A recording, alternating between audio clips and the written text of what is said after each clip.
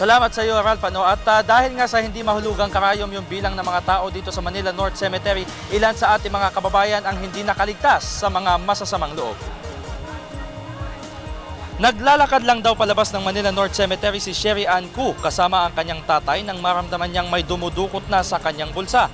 Agad na chinek ni Sherry Ann ang bulsa at napansing wala na ang kanyang mamahaling cellphone. Buti na lamang at nakita niya agad ang 16 na taong gulang na itago na lamang natin sa pangalang Ray na may ipinasa sa isa ng kasama nito. At ngunit mabilis naman nakatakas ang kasama nito, tangay ang gamit. Si Ray naman ipinadampot agad sa pulisya. Isa pang kaso, Ralph, ng robbery snatching na itala natin at 16 years old din ang batang ito.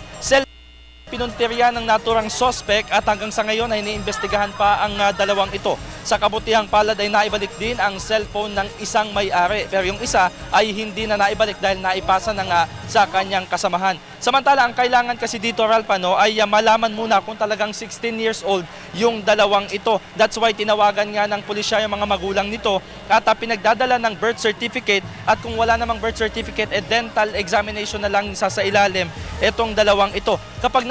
Kapag napatunayang minors itong dalawang ito, counseling sa DSWD ang bagsak nito. Pero kung malalaman na 18 na years old pataas, kulong ang bagsak ng dalawang ito. At maliban sa robbery snatching na naitalan natin, meron din tayong mga nakuhang kaso ng mga nawawalang pera at meron ding nawalan ng gamit sa isang ambulansya. Pero sa kabila niyan ay generally peaceful pa din dito sa loob ng pinakamalaking sementeryo sa buong bansa. Ito nga ay ang Manila North Cemetery. At samantala, Ralph, kung makikita ninyo, bumuhos na nga ang malakas na ulan mula dito sa ating kinalalagyan. Kaya naman yung bilang ng mga tao ay humupa na din.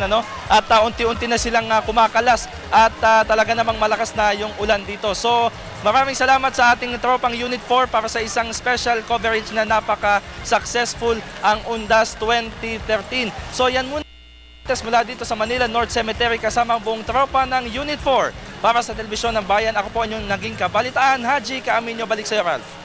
Maraming salamat, Haji Kaaminyo.